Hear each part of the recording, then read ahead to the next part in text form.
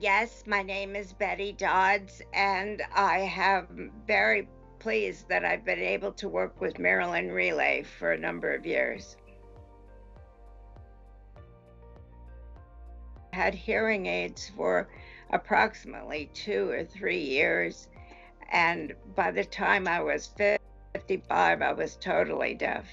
It was very difficult for me to keep in touch with my family because I couldn't understand on the telephone things that they would say if they would call, and they would get frustrated with me. So my world was becoming quite isolated.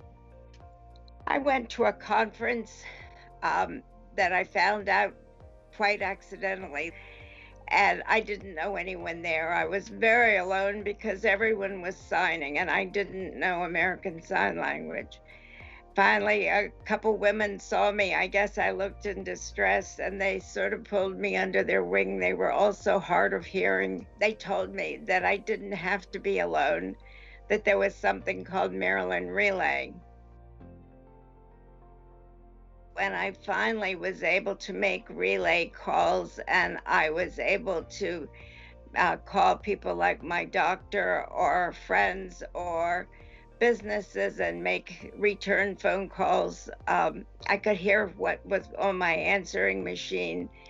And I had a real sense of freedom of being able to be a complete person, which I had felt that I really wasn't in that position for several years.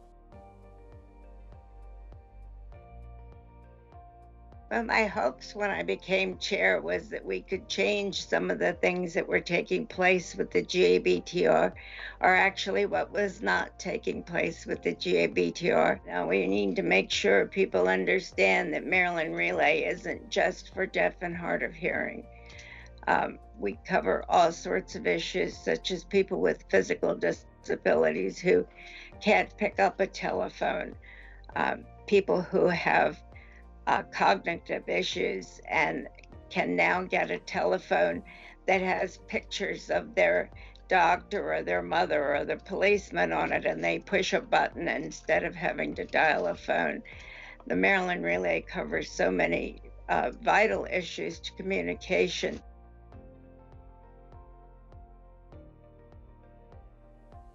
The funding for the Maryland Relay comes from a service fee on everyone's telephone bill. One of the issues that we were addressing was the fact that cell phones were coming into play and analog landline telephones were disappearing. We were able to get the bill passed so that the fee covers all the telephones in the state, each telephone number, rather than by specific phones such as landline or cell phone. Well, my hope is that there is a bright future ahead for Maryland Relay, that we will continue to reach out to people who are deaf and hard of hearing or have physical or cognitive issues, and that we will, so that they can be fully included in all forms of communication.